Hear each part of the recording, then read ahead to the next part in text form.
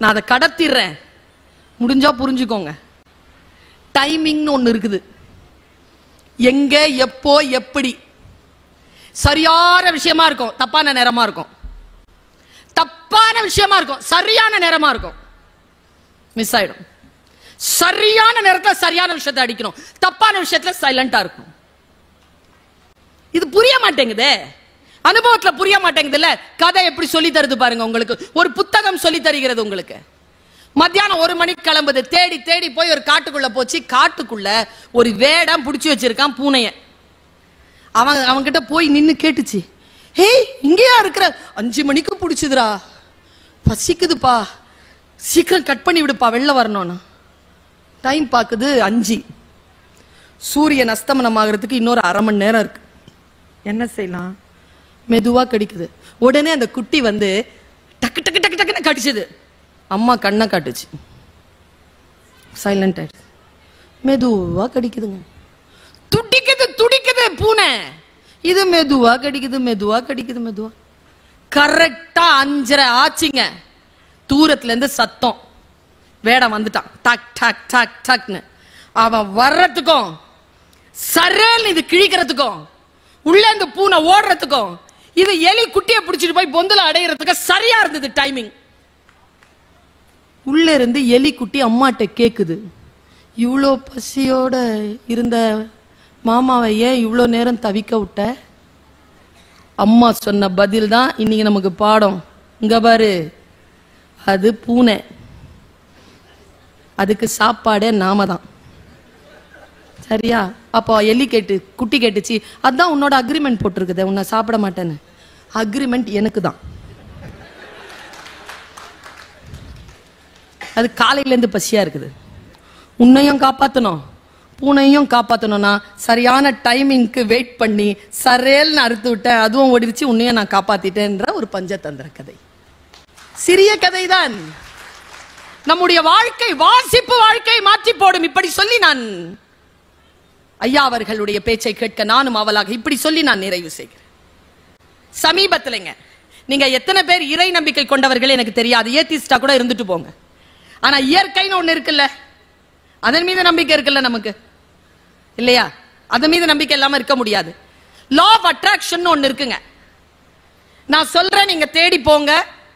இது இறை நம்பிக்கை சார்ந்தது அல்ல, இது பியூரா தொழில்நுட்பம் சார்ந்தது. நீ எதை தேடிக்கொண்டிருக்கிறாயோ அது உன்னை தேடுகிறது. நான் இதை பல தடவை சொல்லியிருக்கேன், யாரும் இதை நம்ப மாட்டீங்க. ஒரு ஸ்கூல்ல காலேஜ்ல போய் ஃபர்ஸ்ட் இயருக்கு பேசிட்டேன் தோழர். 17 இயர்ஸ், அப்போதான் +2 முடிச்சுட்டு வந்திருக்கான். சொன்ன பாரு, நீங்க இன்ஜினியரிங் சேர்ந்திருக்கிற, நீ ஜெயிச்சு பெரிய ஆளா வரணும், நீ எதை தேடிக்கொண்டிருக்கிறாயோ அது உன்னை தேடுகிறதுன்னு சொல்லிட்டேன். ஒருத்தன் எழுந்து கத்துறான், நிஜமாவா மேடம்? நம்பலாமா மேடம்? நான் எதை தேடுகிறேனோ அது என்னை தேடுகிறதா?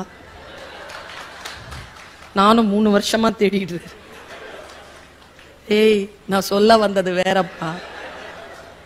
விழுந்துருவோமா விழுந்துருவோமானா விழுந்துருவீங்க. ஏன்னா விழுந்துருவோமோன்றதுக்கு நீங்க தேடிட்டு இருக்கிறீங்க, விழறதுக்கான விஷயம் உங்களை தேடிட்டு இருக்கு, அவ்வளவுதான்.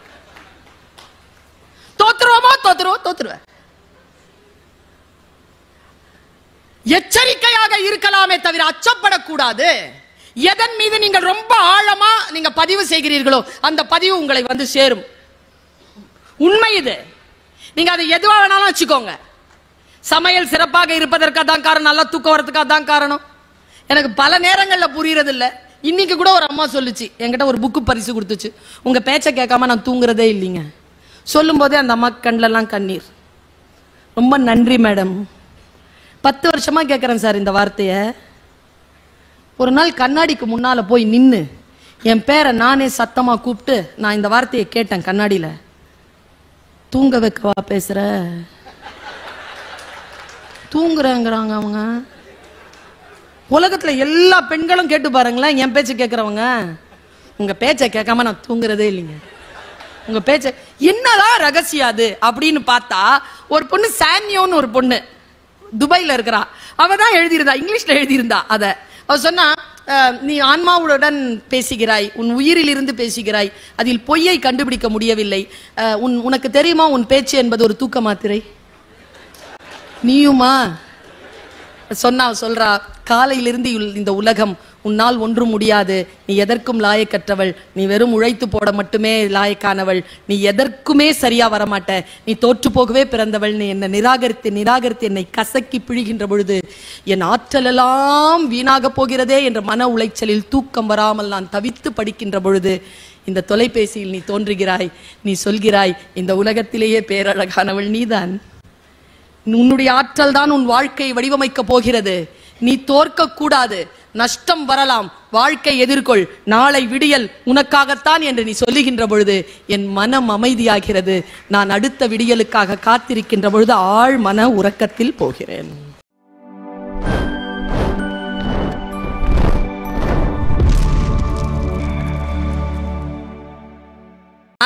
வாசிப்பு என்பது அவரவர்கள் வாசனைங்க. என் வாசனையில் நான் வாசிக்கிறேன், நான் அனுபவிக்கிறேன்.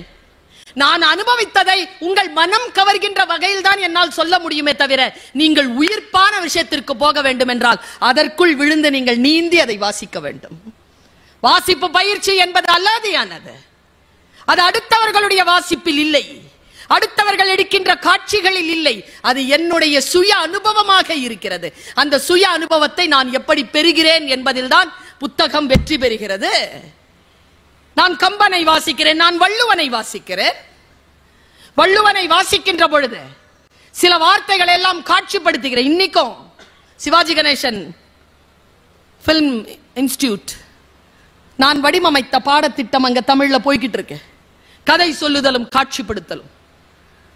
சங்க இலக்கியங்களை வாசிக்கிறேன். என்னுடைய புத்தகங்களை வாசிக்கின்ற பொழுது, என் தாய் தமிழுக்கான புத்தகங்களை வாசிக்கின்ற பொழுது அவை தருகின்ற காட்சிகள் இருக்குல்ல, அந்த காட்சிகள் என்னை வடிவமைக்கின்றன இல்லையா, அந்த வடிவமைப்பு தான் என் மரபு.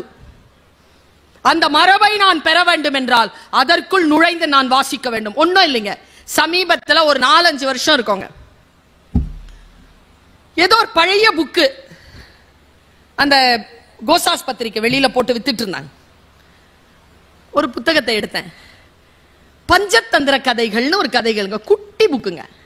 நமக்கு நிறைய, நாம 1001 இரவு அவ்வளவு கொண்டாடுறோம்ல, நம் பஞ்சதந்திர கதைகள், நம்ம அம்புலி மாமாவில் வந்த கதைகள், அந்த கதைகளை நம்ம அடுத்த தலைமுறைக்கு கடத்தி இருக்கிறோம். அவன் வச்சிருக்கான் பாருங்க, 100 ஆண்டுகள் கழித்தும் அரேபிய இரவுகள் சொல்லிட்டு அவன் வச்சிருக்கான் 1001 இரவுகள்.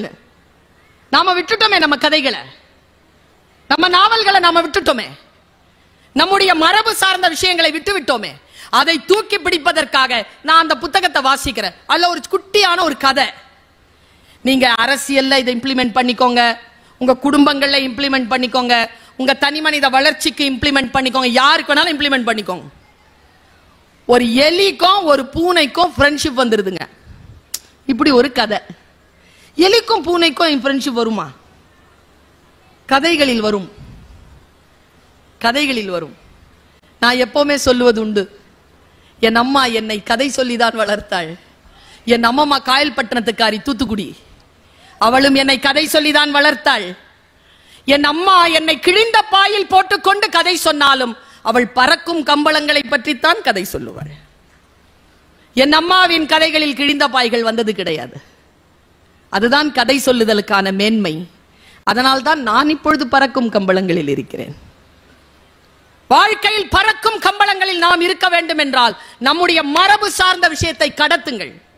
தப்பான விஷயம் இருந்தால் ஏன்னு கேள்வி கேளுங்க.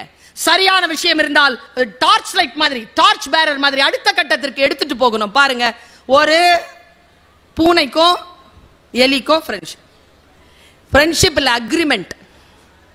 டெய்லி ஒரு நாள் 2 பேரும் சந்திச்சுக்கணும், நல்லபடியா உட்கார்ந்து டைம் ஸ்பெண்ட் பண்ணலாம். ஒருத்தர் இன்னொருத்தர் மேல எந்த தாக்குதலும் இல்லை, சாப்பாடு ஏதாவது கிடைச்சா பகிர்ந்துக்கலாம். இப்படி போயிட்டு இருக்கும்போது ஒரு நாள் பூனைய காணோம். எலி தேடி தேடி பார்த்தது, பூனைய காணோம். காலையில இருந்து மத்தியானம் வரைக்கும் தேடிச்சு, காணோம். மத்தியானத்துக்கு வீட்டுக்கு சாப்பிட வந்துச்சு. அப்ப ஒரு குட்டி எலி இருந்தது. குட்டி எலி கேட்டுச்சு, எங்கம்மா மாமாவை காணோம்? தெரிலடா, எங்க போச்சுன்னு தெரில, வா போய் தேடலாம். 2 பேரும் போறாங்க. பஞ்சதந்திர கதை. இல்லை, நீங்க என்ன கத்துக்கிறீங்கன்னு எனக்கு தெரியல. நான் பல விஷயங்களை கத்துக்கிட்டேன். அது படிச்சதுக்கு முன்னால நான் வேற, அது படிச்சதுக்கு அப்புறமா நான் வேற. நான் அதை கடத்திடுறேன். முடிஞ்சா புரிஞ்சுக்கோங்க. டைமிங்னு ஒண்ணு இருக்குது. எங்க, எப்போ, எப்படி. சரியான விஷயமா இருக்கும், தப்பான நேரமா இருக்கும். தப்பான விஷயமா இருக்கும், சரியான நேரமா இருக்கும். மிஸ் ஆயிடும். சரியான நேரத்தில் சரியான விஷயத்தை அடிக்கணும், தப்பான விஷயத்துல சைலண்டா இருக்கும். இது புரிய மாட்டேங்குது, அனுபவத்துல புரிய மாட்டேங்குது. இல்ல கதை எப்படி சொல்லி தருது பாருங்க. உங்களுக்கு ஒரு புத்தகம் சொல்லி தருகிறது. உங்களுக்கு மத்தியானம் 1 மணிக்கு கிளம்புது. தேடி தேடி போய் ஒரு காட்டுக்குள்ள போச்சு. காட்டுக்குள்ள ஒரு வேடம் பிடிச்சி வச்சிருக்கான் பூனைய. அவன் கிட்ட போய் நின்னு கேட்டுச்சு, ஹே இங்கேயா இருக்கிற? 5 மணிக்கு பிடிச்சதுரா, பசிக்குதுப்பா, சீக்கிரம் கட் பண்ணி விடுப்பா, வெளில வரணும்னு. டைம் பாக்குது 5. சூரியன் அஸ்தமனம் ஆகிறதுக்கு இன்னொரு 1/2 மணி நேரம் இருக்கு. என்ன செய்யலாம்? மெதுவா கடிக்குது. உடனே அந்த குட்டி வந்து டக்கு டக்கு டக்கு டக்குன்னு கடிச்சது. அம்மா கண்ணை காட்டுச்சு, சைலண்ட் ஆயிடுச்சு. மெதுவா கடிக்குதுங்க. துடிக்குது துடிக்குது பூனை. இது மெதுவா கடிக்குது, மெதுவா கடிக்குது, மெதுவா. கரெக்டா 5:30 ஆச்சுங்க. தூரத்துல இருந்து சத்தம். வேடம் வந்துட்டான். டக் டக் டக் டக்னு. அவன் வர்றதுக்கும் சரேல் இது கிழிக்கிறதுக்கும் உள்ள இந்த பூனை ஓடுறதுக்கும் இது எலி குட்டியை பிடிச்சிட்டு போய் பொந்துல அடையிறதுக்கு சரியா இருந்தது டைமிங். உள்ள இருந்து எலி குட்டி அம்மாட்ட கேக்குது, இவ்வளோ பசியோட இருந்த மாமாவை ஏன் இவ்வளோ நேரம் தவிக்க விட்ட? அம்மா சொன்ன பதில் தான் இன்னைக்கு நமக்கு பாடம். இங்க பாரு, அது பூனை, அதுக்கு சாப்பாடே நாம தான். சரியா? அப்போ எலி குட்டி கேட்டுச்சு, அதான் உன்னோட அக்ரிமெண்ட் போட்டிருக்குது, உன்னை சாப்பிட மாட்டேன்னு. அக்ரிமெண்ட் எனக்கு தான். அது காலையில இருந்து பசியா இருக்குது. உன்னையும் காப்பாத்தணும், பூனையும் காப்பாத்தணும்னா சரியான டைமிங்க்கு வெயிட் பண்ணி சரேல்னு அறுத்து விட்டேன், அதுவும் ஓடிடுச்சு, உன்னையும் நான் காப்பாத்திட்டேன்ற ஒரு பஞ்சதந்திர கதை. சிறிய கதை தான். நம்முடைய வாழ்க்கை, வாசிப்பு வாழ்க்கை மாற்றி போடும். இப்படி சொல்லி நான் ஐயா அவர்களுடைய பேச்சை கேட்க நானும் அவளாக இப்படி சொல்லி நான் நிறைவு செய்கிறேன். சமீபத்திலங்க, நீங்க எத்தனை பேர் இறை நம்பிக்கை கொண்டவர்கள் எனக்கு தெரியாது, ஏத்திஸ்டா கூட இருந்துட்டு போங்க. ஆனா இயற்கைன்னு ஒண்ணு இருக்குல்ல, அதன் மீது நம்பிக்கை இருக்குல்ல நமக்கு, இல்லையா? அதன் மீது நம்பிக்கை இல்லாம இருக்க முடியாது.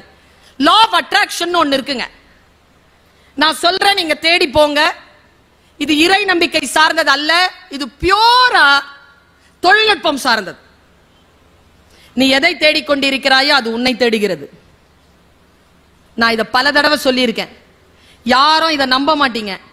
ஒரு ஸ்கூல்ல காலேஜ்ல போய் ஃபர்ஸ்ட் இயருக்கு பேசிட்டேன் தோழர். 17 years, அப்பதான் +2 முடிச்சுட்டு வந்திருக்கான். சொன்ன பாரு, நீங்க இன்ஜினியரிங் சேர்ந்திருக்கிற, நீ ஜெயிச்சு பெரிய ஆளா வரணும், நீ எதை தேடிக்கொண்டிருக்கிறாயோ அது உன்னை தேடுகிறதுன்னு சொல்லிட்டேன்.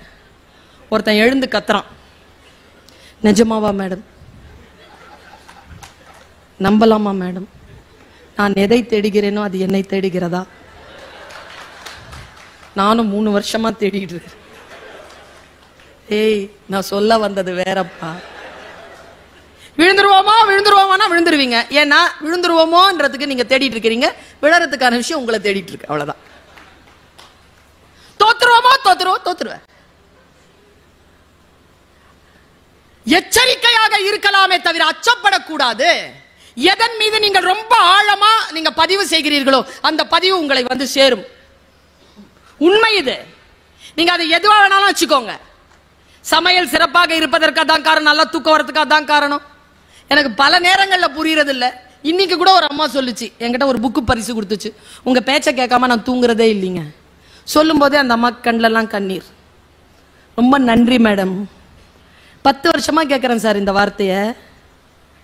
ஒரு நாள் கண்ணாடிக்கு முன்னால போய் நின்னு என் பேரை நானே சத்தமா கூப்பிட்டு நான் இந்த வார்த்தையை கேட்டேன் கண்ணாடியில. தூங்க வைக்கவா பேசுற? தூங்குறேங்கிறாங்க அவங்க. உலகத்துல எல்லா பெண்களும் கேட்டு பாருங்களேன், என் பேச்ச கேட்கறவங்க. உங்க பேச்ச கேட்காம நான் தூங்குறதே இல்லைங்க. உங்க பேச்ச என்னதான் ரகசியம் அது அப்படின்னு பார்த்தா, ஒரு பொண்ணு சான்யோன்னு ஒரு பொண்ணு துபாயில இருக்கிறா, அவ தான் எழுதியிருந்தா, இங்கிலீஷ்ல எழுதியிருந்தா. அத அவ சொன்னா, நீ ஆன்மாவுடன் பேசுகிறாய், உன் உயிரில் இருந்து பேசுகிறாய், அதில் பொய்யை கண்டுபிடிக்க முடியவில்லை. உனக்கு தெரியுமா உன் பேச்சு என்பது ஒரு தூக்க மாத்திரை? நீயுமா சொல்றா, காலையிலிருந்து இந்த உலகம் உன்னால் ஒன்றும் முடியாது, நீ எதற்கும் லாயக்கற்றவள், நீ வெறும் உழைத்து போட மட்டுமே லாயக்கானவள், நீ எதற்குமே சரியா வரமாட்ட, நீ தோற்று போகவே பிறந்தவள், நீ என்னை நிராகரித்து என்னை கசக்கி பிழிகின்ற பொழுது என் ஆற்றலெல்லாம் வீணாக போகிறதே என்ற மன உளைச்சலில் தூக்கம் வராமல் நான் தவித்து படிக்கின்ற பொழுது இந்த தொலைபேசியில் நீ தோன்றுகிறாய். நீ சொல்கிறாய், இந்த உலகத்திலேயே பேரழகானவள் நீதான், உன்னுடைய ஆற்றல் தான் உன் வாழ்க்கையை வடிவமைக்க போகிறது, நீ தோற்க கூடாது, நஷ்டம் வரலாம், வாழ்க்கை எதிர்கொள், நாளை விடியல் உனக்காகத்தான் என்று நீ சொல்லுகின்ற பொழுது என் மனம் அமைதியாகிறது. நான் அடுத்த விடியலுக்காக காத்திருக்கின்ற பொழுது ஆழ் மன உறக்கத்தில் போகிறேன். ஒரு பாயிண்ட் இருக்கு, வாசிப்பு நம்மை ஆழ் மனதிலே சில எழுச்சியை வரவழைக்கும், சில அமைதியை வரவழைக்கும். சில முடிவுகளை எடுப்பதற்கு முன்னால் நமக்கு சில வார்த்தைகள், சில வாசிப்புகள் அவசியம். இந்த உலகத்திலே மிகப்பெரிய கிரிக்கெட் வீரர் வெஸ்ட் இண்டீஸ், அவன் சொல்றாங்க, நான் 300 பக்கமாவது ஒரு மாதத்திற்கு படித்து விடுகிறேன். வாசிக்கின்ற பழக்கம் கொண்டவர்களுக்கு முன்னால் இருக்கின்றவர்களுடைய பேச்சு எப்படி இருக்கிறது, ஏன் இப்படி இருக்கிறது என்பது புரிந்து போகும். நான் இப்படி சொல்றேன், நான் வாசிப்பாளரும் ஸ்போர்ட்ஸ் ரெண்டுத்திலையும் நான் இருக்கிறவர். நான் சொல்றேன், இந்த ரெண்டுத்துல தான் 100% நீங்க இருக்க முடியும். ஓட்டப்பந்தயத்தில் ஓடும்போது வேற எதை பத்தியும் யோசிக்க முடியாது, புத்தகத்தை வாசிக்கும் போது வேற எதை பத்தியும் யோசிக்க முடியாது. 100% நீங்க இருக்க முடியும்னா வாசிப்பில் தான் நீங்கள் இருக்க முடியும். லா ஆஃப் அட்ராக்ஷன் ஒரு விஷயத்தை நான் சமீபத்தில் நினைத்து பார்த்து நான் உருகுகிறேன். மனதை தூய்மையாக வைத்துக் கொள்ளுங்கள், ஆழமான எண்ணங்களில் உறுதியாக இருங்கள். நான் உங்க எல்லாரையும் பார்த்து கேட்கிறேன், எத்தனை பேருக்கு கார் ஓட்ட ஆசைங்க? இல்ல, வெக்கப்படாதீங்க. அதுவும் எப்படி தெரியுமா சார், ஆடி கார் இல்ல ஒரு பென்ஸ், மெர்சிடிஸ் பென்ஸ் ஒரு 80-90 வச்சுட்டு நல்ல சத்தமா ஸ்டீரியோ போட்டுட்டு நல்ல கூலிங்கோட ஒரு வெஸ்ட் கோஸ்ட் ரோட்ல எந்த ஒரு டிஸ்டர்பன்ஸ் இல்லாம அப்படியே ஓட்டிட்டு போனோன்னு எத்தனை பேருக்கு ஆசை? நல்ல கை தூக்குங்க. ஏன்னா நிறைய எல்லாருக்கும் ஆசைதான். ஏன் தெரியும், எங்க தெரியுமா பிரச்சனை? இப்படி யோசிக்கிறவங்க தான். நம்ம சின்ன வயசுல இருந்தே நமக்கு யோசனை, சின்ன வயசுல இருந்தே நமக்கு கார் ஓட்டணும்னு ரொம்ப பேருக்கு ஆசை, வண்டி ஓட்டணும் ரொம்ப பேருக்கு ஆசை. ஆனா என்னன்னா நம்மள 60% டிரைவர் ஆயிடுறோம். ஏன் தெரியுமா? ஆசைப்படுறோம், யார் கார அதை யோசிக்கிறது இல்லை, அதனால அது டிரைவர் ஆயிரும். நாம யோசிக்கும் போது எப்படி யோசிப்பீங்க? டீட்டெயிலா யோசிங்க. என் காரு நான் சொந்தமா சம்பாரிச்சு வாங்கினது, இந்த பிராண்டு, இது யோசனை வரணும் அப்படின்னு சொன்னாலே, இந்த ஒருமுகத்தன்மை வரணும்னாலே ஒருத்தருக்கு இந்த நவயுக காலத்தில் வாசிப்பு பழக்கம் தேவைப்படுகிறது. நான் சொன்னேன் இல்லையா, லா ஆஃப் அட்ராக்ஷன். நான் இதை சொல்லி நிறைவு செய்யறேன். இப்ப சமீபத்தில் நான் ஒரு விஷயத்தை வாசிச்சேன், எனக்கு தெரியல, உங்ககிட்ட சொல்லணும்னு தோணுது, வாசிச்சதை சொல்றேன். உங்க எல்லாருக்கும் தெரிஞ்ச ஒரு இயக்குனர் அகத்தியன் பேரு, ஞாபகம் இருக்கா? அகத்தியன் பிரமாதமான இயக்குனர். அவர் எழுதின பதிவு, அவர் எழுதுறாரு, நான் சும்மா வாசிக்கிறேங்க. அத வாசிப்பு பழக்கம் புத்தகம் இல்ல, பேஸ்புக்ல வந்துகிட்டு இருக்கு. பேஸ்புக்ல கூட வாசிக்கிற பழக்கம் நம்மில் பல பேர் குறைவு. காட்சிகளை தான் பார்ப்போம். வாசிக்கின்ற பழக்கம் இருக்குல்ல, கேட்கிற பழக்கம் வேறு, பார்க்கிற பழக்கம் வேறு, வாசிக்கிற பழக்கம் வேறு. வாசிச்ச நான் பாருங்க, அந்த பதிவு என்ன சொல்லுது. அவர் ஸ்ட்ரகிள் பண்ண ஒரு டைம், எல்லாருக்குமே ஸ்ட்ரகிளிங் பீரியட் இருக்கு. நாங்கெல்லாம் எப்படி வளர்ந்தவங்கன்னு சொல்லிட்டு தெரியும். ஆரம்ப நிலையிலிருந்து வளர்ந்தவங்க, அப்படியே வளர்ந்தவங்க இல்ல. நான்லாம் பார்க்கிறேன், தமிழ் பேச்சு போட்டியில தமிழ் மூச்சு எங்கள் பேச்சு, அந்த ஒரு போட்டியில ஒரு சின்ன பையன் ப்ரோக்ராம் முடிச்சுட்டு ஜெயிக்கல, அப்படி தாண்டி போறார். நான் பார்க்கிறேன், என்னப்பா அப்படின்ட்டு போயிட்டார். அவரை ஒரு 15-20 வருஷத்துக்கு அப்புறமா பார்க்கிறேன், அந்த பேச்சு போட்டியில் தோத்தவர் தான் விருதுநகர் கலெக்டரா உட்கார்ந்துருக்கார். யார் எப்படி வருவாங்கன்னு தெரியாதுங்க. நோக்கம் என்ன? ஃபர்ஸ்டா மார்க் வாங்குறதுலாம் இல்ல, ஃபர்ஸ்ட் பிரைஸ் வாங்குறதுலாம் இல்ல. நீங்க படிச்சு பாருங்க. படிச்சவன் எதுக்கு பேரு? படிக்கிறதுங்கிறது வெறும் ஒரு செயல் அல்ல, அதனால் உருவாகக்கூடிய பல விஷயங்கள் உண்டு. வாசிப்பு என்றது எதை எங்க கொண்டு போய் நம்மை நிறுத்தும்? ஒரு பரிசு தொலைச்சிட்ட, உங்ககிட்ட சொல்றேன், என்ன கேட்பீங்க? ஃபர்ஸ்ட் கேள்வி என்ன கேட்பீங்க? எப்படி தொலைச்சேன்னு கேட்பீங்க. பஸ்ல தொலைச்சிட்டேன். அடுத்து சூப்பர் சாமி, உள்ள எவ்வளவு இருந்துச்சு? கரெக்ட் தானே? 30 ரூபா சாமி. போயிட்டு போதுல பரிசு 30,000 ரூபா. நமக்கு பெருமதி புரிந்து போகுதா? அம்மா அப்பா மூலமா என்ன கிடைக்கும்? அம்மா அப்பாவே பெருமதி தான். அவங்க மூலமா என்னத்த கிடைக்கிறது? இங்க வந்தோம்ல, அதுவே பெருமதி. இதுக்கு அப்புறமா என்ன கிடைக்கும் அப்புறமா பாத்துக்கலாம். எது பெருமதி, எது முக்கியம்? அவர் ஸ்ட்ரகிளிங் பீரியட், சென்னையில கஷ்டப்படுறார், ஏதோ ரூம்ல தங்கி கஷ்டப்படுறார். கதை எழுதியிருக்கார், எல்லா கதவுகளையும் தட்டி கதை கொடுத்திருக்கார். இன்னும் யாருக்கிட்ட அழைப்பு வரல, போன் மட்டும் வருது, ட்ரங்க் கால். அப்பா செத்துட்டார். படிச்சு அழுதுங்க நான். அப்பா செத்துட்டார். போனோம், சாவுக்கு போனோம், காசு இல்ல. கெஞ்சி கேட்டு யார் யாருக்கிட்டையோ போயிட்டார். வந்துட்டார் 2 நாள்ல. ஸ்ட்ரகிளிங் பீரியட் ஆரம்பம். மறுபடியும் கால் வருது, ட்ரங்க் கால். 16வது நாளுக்கு வரணும். 1500 ரூபாய் இல்லாம போக முடியாது. இது 200 ரூபாயில போயிட்டு வந்துட்டார். 1500 ரூபாய் இல்லாம அப்பா சாவு 16ஆம் நாள் போக முடியாது, காரியத்துக்கு போக முடியாது. நேரா ஒவ்வொரு கதவா தட்டுறார். யார் கதவும் திறக்கல. ஒரு கதவு திறந்தது. அந்த கதவை திறந்தவர் இப்போ உயிரோட இல்ல, மணிவண்ணன் சார். கதவு என்னப்பா, வாப்பா உட்காரு. சார் அப்பா இறந்துட்டார் சார். உட்காருப்பா முதல்ல. நான் ஊருக்கு போனேன் சார், காரியம். 1500 ரூபா வேணும். சும்மா தர வேணாம் சார், கவனிங்க, சும்மா தர வேணாம் சார். நான் உங்ககிட்ட ஒரு கதை கொடுத்துருக்கேன்ல, ஆமா, அதை நீங்களே வச்சுக்கோங்க சார். எந்த இல்லை இனிமேல் கதை. 1500 ரூபாய்க்கு நான் அதை வித்துட்டேன் சார், எனக்கு 1600 ரூபாய் கொடுங்க. சிரிச்சுக்கிட்டே அவர் சொன்னாரா, டேய் நீயும் கலைஞன் நானும் கலைஞன்டா, அது 1500 ரூபாய்க்கு விற்கிற கதையாடா அது. இந்தா நான் தரேன் 1500 ரூபாய், நீ போயிட்டு வா, அப்புறமா பேசிக்கலாம். அவர் போறாரு, அப்புறமா திரும்பி வராரு, நிறைய படங்கள் பண்றார். மணிவண்ணனை வச்சே 6-7 படம் பண்ணிட்டார். இப்படியே காலம் உருண்டு போச்சு. 10-12 வருஷத்துக்கு அப்புறம் அவர் எழுதுறாருங்க இந்த குறிப்பை. நீங்க முடிஞ்சா அந்த குறிப்பில் போய் பாருங்க, அந்த Facebookல போய் பாருங்க, இந்த குறிப்பு இருக்கு. போய் அவர் மறுபடியும் அவர்கிட்ட போய் சந்திக்கும் பொழுது, சார் எவ்வளவு நாள் சார் ஆச்சு உங்களை பார்த்து, என்னப்பா எப்படி இருக்கிறேன்? நல்லா இருக்கிறேன் சார். சார் உங்களுக்கு நான் ஒரு 1500 ரூபாய் கொடுக்க விட்டுட்டேனே சார், நான் கடன்ல. இல்லப்பா இல்லப்பா நீ அதை கொடுத்துட்டப்பா. இல்லை சார் நான் கொடுக்கல. நீ எனக்கு இது வரைக்கும் எவ்வளோ படம் பண்ணியிருக்கடா?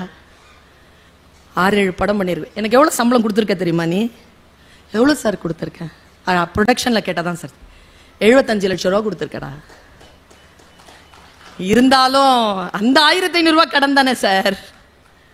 மணிவண்ணன் சார் சொன்னதை எழுதிட்டு போங்க மனசுல. வாசிப்பு என்ன செய்யுங்கிறதுக்கு சொல்றேன். அவர் சொன்னாரு, இல்லடா இந்த பிரபஞ்சம் கையில 75 லட்சம் ரூபா வச்சுக்கிட்டு கீழே பார்த்துக்கிட்டே இருந்ததா. ஒரு பையன் அலைஞ்சுக்கிட்டே இருந்தான் அப்பா காரியத்துக்கு போறதுக்கு 1500 ரூபாய் தேடி. இந்த பையனுக்கு யார் 1500 ரூபாய் கொடுக்குறாங்களோ அவங்களுக்கு இந்த 75 லட்சம் ரூபா கொடுத்துறதுன்னு இந்த பிரபஞ்சம் பார்த்துக்கிட்டே இருந்துச்சுரா. நான் கொடுத்த அந்த காசு எனக்கு அது கொடுத்துருச்சுரா, நான் வசூல் ஆயிடுச்சுரா, போடா போடா போடானாராம். நாம் செய்யக்கூடிய ஒரு செயல் வேறு வடிவத்தில் வந்து நம்மை சேரும். கொஞ்சம் நினைச்சு பாருங்க. சின்ன பையனா காவல் கோட்டம் எழுதுகின்ற பொழுது கருமாரி பாய்தல் என்றால் என்ன என்று போய் ஒரு புத்தகமா தேடி ஒவ்வொருத்தரா போய் தேடி அலைகின்ற பொழுது அந்த இளைஞன் நினைத்திருப்பானா, பாராளுமன்றத்தில் என்னுடைய குரல் இதன் காரணமாக ஒலிக்க போகிறதுன்னு. பிரபஞ்சம் அழைத்து செல்லும். ஒரு விஷயத்தை நீங்கள் செய்தால் அடுத்த விஷயத்தை அது கையில் எடுத்துக் கொள்ளும் என்று புத்தகம் எனக்கு போதிக்கிறது. அதனால் தான் பிறப்பு இஸ்லாத்தில் இருந்தாலும் நான் வாசிப்பில் மட்டும் எந்த கள்ளத்தனமும் செய்வதில்லை. எல்லாவற்றையும் வாசிக்கிறேன். வாசிப்பிற்கு ஏது தடை? எல்லாவற்றையும் வாசி. வாசித்தால் தானே தெரிகிறது. வாசிக்கவில்லை என்றால் யாரோ ஒருவருடைய சிந்தனையில் வாழ வேண்டியதாக இருக்கிறது. வாசிக்கின்ற பொழுது இது சரி இது தவறு என்று பிரித்தறியக்கூடிய புத்தி எனக்கு கிடைக்கிறது. ஏ புத்தகமே, ஏ புத்தகமே, என்னை நல்வழிப்படுத்த பிறந்திருக்கிறாய். நான் ஒன்று சொல்லுகிறேன், இன்னும் நான் படித்து முடிக்கக்கூடிய ஆகச் சிறந்த புத்தகத்தை இன்னும் நான் பெறவில்லை. அதை தேடிக்கொண்டே இருக்கிறேன். எப்பொழுது அதை படித்து முடிப்பேனோ அப்பொழுது இந்த மூச்சு நிற்கும். அதுவரைக்கும் என் தேடல் தொடரும். நன்றி, வணக்கம். வேண்டுங்கால் வேண்டும் பிறவாமை மற்றது வேண்டாமை வேண்ட வரும் மூர்வ விளக்க உரை. ஒருவன் ஒன்றை விரும்புவதனால் பிறவா நிலைமையை விரும்ப வேண்டும். அது அவா அற்ற நிலையை விரும்பினால் உண்டாகும். அட்வர்டைஸ்மெண்ட். சாலமன் பாப்பையா விளக்க உரை. பிறவாமையை எப்போது விரும்புகிறோமோ அப்போது அந்த நிலை நமக்கு வர வேண்டும். ஆசையற்று இருப்பதை விரும்பும்போதுதான் அந்த நிலை நமக்கு உண்டாகும். கலைஞர் விளக்க உரை. விரும்புவதானால் பிறக்காமலே இருந்திருக்க வேண்டும் என்று ஒருவன் எண்ணுகிற அளவுக்கு ஏற்படுகிற துன்பநிலை ஆசைகளை ஒழிக்காவிடி. வேண்டுங்கால் வேண்டும் பிறவாமை மற்றது வேண்டாமை வேண்ட வரும் மூத்வ விளக்க உரை. ஒருவன் ஒன்றை விரும்புவதனால் பிறவா நிலைமையை விரும்ப வேண்டும். அது அவா அற்ற நிலையை விரும்பினால் உண்டாகும். அட்வர்டைஸ்மெண்ட். சாலமன் பாப்பையா விளக்க உரை. பிறவாமையை எப்போது விரும்புகிறோமோ அப்போது அந்த நிலை நமக்கு வரவேண்டும். ஆசையற்று இருப்பதை விரும்பும்போதுதான் அந்த நிலை நமக்கு உண்டாகும். கலைஞர் விளக்க உரை. விரும்புவதானால் பிறக்காமலே இருந்திருக்க வேண்டும் என்று ஒருவன் எண்ணுகிற அளவுக்கு ஏற்படுகிற துன்பநிலை ஆசைகளை ஒழிக்காவிடி. வேண்டுங்கால் வேண்டும் பிறவாமை மற்றது வேண்டாமை வேண்ட வரும் மூத்வ விளக்க உரை. ஒருவன் ஒன்றை விரும்புவதனால் பிறவா நிலைமையை விரும்ப வேண்டும். அது அவா அற்ற நிலையை விரும்பினால் உண்டாகும். அட்வர்டைஸ்மெண்ட். சாலமன் பாப்பையா விளக்க உரை. பிறவாமையை எப்போது விரும்புகிறோமோ அப்போது அந்த நிலை நமக்கு வரவேண்டும். ஆசையற்று இருப்பதை விரும்பும்போதுதான் அந்த நிலை நமக்கு உண்டாகும். கலைஞர் விளக்க உரை. விரும்புவதானால் பிறக்காமலே இருந்திருக்க வேண்டும் என்று ஒருவன் எண்ணுகிற அளவுக்கு ஏற்படுகிற துன்பநிலை ஆசைகளை ஒழிக்காவிடி. வேண்டுங்கால் வேண்டும் பிறவாமை மற்றது வேண்டாமை வேண்ட வரும் மூத்வ விளக்க உரை. ஒருவன் ஒன்றை விரும்புவதனால் பிறவா நிலைமையை விரும்ப வேண்டும். அது அவா அற்ற நிலையை விரும்பினால் உண்டாகும். அட்வர்டைஸ்மெண்ட். சாலமன் பாப்பையா விளக்க உரை. பிறவாமையை எப்போது விரும்புகிறோமோ அப்போது அந்த நிலை நமக்கு வரவேண்டும். ஆசையற்று இருப்பதை விரும்பும்போதுதான் அந்த நிலை நமக்கு உண்டாகும். கலைஞர் விளக்க உரை. விரும்புவதானால் பிறக்காமலே இருந்திருக்க வேண்டும் என்று ஒருவன் எண்ணுகிற அளவுக்கு ஏற்படுகிற துன்பநிலை ஆசைகளை ஒழிக்காவிடி. வேண்டுங்கால் வேண்டும் பிறவாமை மற்றது வேண்டாமை வேண்ட வரும் மூத்வ விளக்க உரை. ஒருவன் ஒன்றை விரும்புவதனால் பிறவா நிலைமையை விரும்ப வேண்டும். அது அவா அற்ற நிலையை விரும்பினால் உண்டாகும். அட்வர்டைஸ்மெண்ட். சாலமன் பாப்பையா விளக்க உரை. பிறவாமையை எப்போது விரும்புகிறோமோ அப்போது அந்த நிலை நமக்கு வரவேண்டும். ஆசையற்று இருப்பதை விரும்பும்போதுதான் அந்த நிலை நமக்கு உண்டாகும். கலைஞர் விளக்க உரை. விரும்புவதானால் பிறக்காமலே இருந்திருக்க வேண்டும் என்று ஒருவன் எண்ணுகிற அளவுக்கு ஏற்படுகிற துன்பநிலை ஆசைகளை ஒழிக்காவிடி. வேண்டுங்கால் வேண்டும் பிறவாமை மற்றது வேண்டாமை வேண்ட வரும் மூத்வ விளக்க உரை. ஒருவன் ஒன்றை விரும்புவதனால் பிறவா நிலைமையை விரும்ப வேண்டும். அது அவா அற்ற நிலையை விரும்பினால் உண்டாகும். அட்வர்டைஸ்மெண்ட். சாலமன் பாப்பையா விளக்க உரை. பிறவாமையை எப்போது விரும்புகிறோமோ அப்போது அந்த நிலை நமக்கு வரவேண்டும். ஆசையற்று இருப்பதை விரும்பும்போதுதான் அந்த நிலை நமக்கு உண்டாகும். கலைஞர் விளக்க உரை. விரும்புவதானால் பிறக்காமலே இருந்திருக்க வேண்டும் என்று ஒருவன் எண்ணுகிற அளவுக்கு ஏற்படுகிற துன்பநிலை ஆசைகளை ஒழிக்காவிடி. வேண்டுங்கால் வேண்டும் பிறவாமை மற்றது வேண்டாமை வேண்ட வரும் மூத்வ விளக்க உரை. ஒருவன் ஒன்றை விரும்புவதனால் பிறவா நிலைமையை விரும்ப வேண்டும். அது அவா அற்ற நிலையை விரும்பினால் உண்டாகும். அட்வர்டைஸ்மெண்ட். சாலமன் பாப்பையா விளக்க உரை. பிறவாமையை எப்போது விரும்புகிறோமோ அப்போது அந்த நிலை நமக்கு வரவேண்டும். ஆசையற்று இருப்பதை விரும்பும்போதுதான் அந்த நிலை நமக்கு உண்டாகும். கலைஞர் விளக்க உரை. விரும்புவதானால் பிறக்காமலே இருந்திருக்க வேண்டும் என்று ஒருவன் எண்ணுகிற அளவுக்கு ஏற்படுகிற துன்பநிலை ஆசைகளை ஒழிக்காவிடி. வேண்டுங்கால் வேண்டும் பிறவாமை மற்றது வேண்டாமை வேண்ட வரும் மூத்வ விளக்க உரை. ஒருவன் ஒன்றை விரும்புவதனால் பிறவா நிலைமையை விரும்ப வேண்டும். அது அவா அற்ற நிலையை விரும்பினால் உண்டாகும். அட்வர்டைஸ்மெண்ட். சாலமன் பாப்பையா விளக்க உரை. பிறவாமையை எப்போது விரும்புகிறோமோ அப்போது அந்த நிலை நமக்கு வரவேண்டும். ஆசையற்று இருப்பதை விரும்பும்போதுதான் அந்த நிலை நமக்கு உண்டாகும். கலைஞர் விளக்க உரை. விரும்புவதானால் பிறக்காமலே இருந்திருக்க வேண்டும் என்று ஒருவன் எண்ணுகிற அளவுக்கு ஏற்படுகிற துன்பநிலை ஆசைகளை ஒழிக்காவிடி. வேண்டுங்கால் வேண்டும் பிறவாமை மற்றது வேண்டாமை வேண்ட வரும் மூத்வ விளக்க உரை. ஒருவன் ஒன்றை விரும்புவதனால் பிறவா நிலைமையை விரும்ப வேண்டும். அது அவா அற்ற நிலையை விரும்பினால் உண்டாகும். அட்வர்டைஸ்மெண்ட். சாலமன் பாப்பையா விளக்க உரை. பிறவாமையை எப்போது விரும்புகிறோமோ அப்போது அந்த நிலை நமக்கு வரவேண்டும். ஆசையற்று இருப்பதை விரும்பும்போதுதான் அந்த நிலை நமக்கு உண்டாகும். கலைஞர் விளக்க உரை. விரும்புவதானால் பிறக்காமலே இருந்திருக்க வேண்டும் என்று ஒருவன் எண்ணுகிற அளவுக்கு ஏற்படுகிற துன்பநிலை ஆசைகளை ஒழிக்காவிடி. வேண்டுங்கால் வேண்டும் பிறவாமை மற்றது வேண்டாமை வேண்ட வரும் மூத்வ விளக்க உரை. ஒருவன் ஒன்றை விரும்புவதனால் பிறவா நிலைமையை விரும்ப வேண்டும், அது அவா அற்ற நிலையை விரும்பினால் உண்டாகும். அட்வர்டைஸ்மெண்ட். சாலமன் பாப்பையா விளக்க உரை. பிறவாமையை எப்போது விரும்புகிறோமோ அப்போது அந்த நிலை நமக்கு வரவேண்டும். ஆசையற்று இருப்பதை விரும்பும்போதுதான் அந்த நிலை நமக்கு உண்டாகும். கலைஞர் விளக்க உரை. விரும்புவதானால் பிறக்காமலே இருந்திருக்க வேண்டும் என்று ஒருவன் எண்ணுகிற அளவுக்கு ஏற்படுகிற துன்பநிலை, ஆசைகளை ஒழிக்காவிடி